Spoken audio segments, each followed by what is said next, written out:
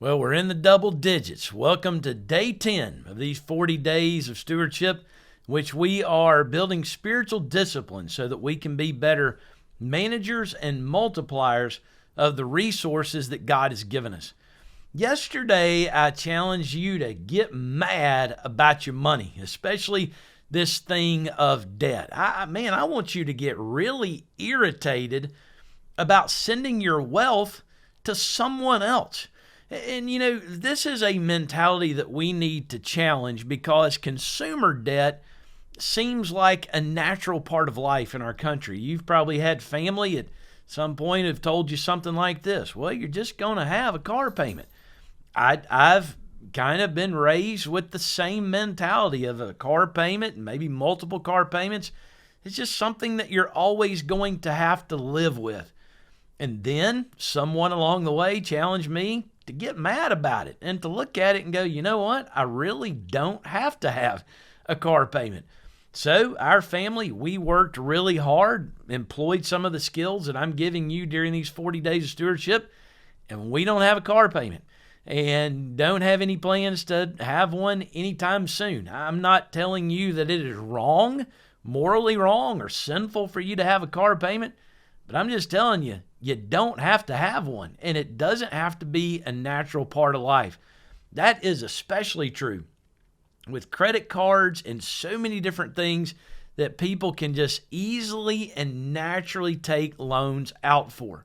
Remember the mentality that we talked about yesterday from the Bible? I'm going to read this verse to you again. It's Proverbs chapter 22, verse 7, and it says, "The rich rules over the poor, and the borrower is a slave to the lender." Man, that verse is a different mentality. It talks about debt as enslaving. That surely doesn't sound like a natural part of life. Doesn't sound like something that somebody would want to get themselves into. As God's steward, He wants you to be free, to enjoy liberty in Him. So very quickly today, I want to give you just 3 things that debt does to you. And I'm going to give you a couple of these along the way this week because this week is really about concentrating on getting rid of our debts. So here's the 3 things that we need to think about with debt and what debt does to us. First one is this. If it is available, that doesn't mean that it's affordable. And what debt does in our lives is it really encourages us to spend more than we can afford. You know what? None of those people at the cash register when you're buying your clothes or whatever, and they look at you and go, "Hey, today you can sign up for this card and we'll give you 10% off," and that kind of thing. And think about this. They're giving you 10% off of that purchase today and putting 25% interest on that purchase today. Man, it is a win for them and a lose for you. But does the person behind the cash register, they look at it and go, "Hey, so we want to give you this card today, but can you really afford it?" They don't care about your budget. They don't care about your stewardship. They just want your money. And you taking out another loan is just another way for them to get it. So just because something is available doesn't mean it's affordable. And man, loans are very available. And it's you and me with our budget and our goals of stewardship that have to ask the question whether or not it is affordable. Second thing we need to think about with debt, what it does to us, is debt costs you money. The vacation you took this year, if it takes you till next year to pay for that vacation, I want you to think about what you're doing. You're not only paying for that vacation, but you're paying interest on that vacation, which means at some point you begin sending money to someone you didn't even take on your vacation. You're paying them for a trip that you didn't even take them on. So it's just a bad way to take a trip. It's a bad way to buy groceries. It's a bad way to buy items. Here's the third thing, and leading into this one. Here it is. Debt decides your future. Basically, what you are doing with debt is you are making a decision about your tomorrow so that you can have something today. And man, I want to tell you, it's tomorrow when you really have to pay.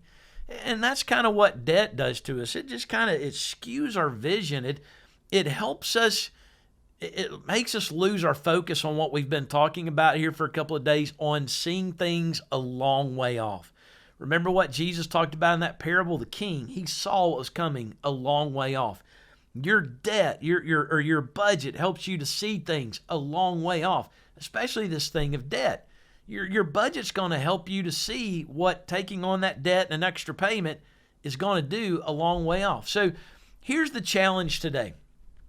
I want you to take all the debts, whether it's a mortgage payment or a car payment or a card payment or whatever you have, and I want you to add up the interest that you're going to pay on those loans in 2022. What are you going to pay in the next 12 months on those loans? And then I want you to simply ask this question once you calculate that amount of interest you're going to pay.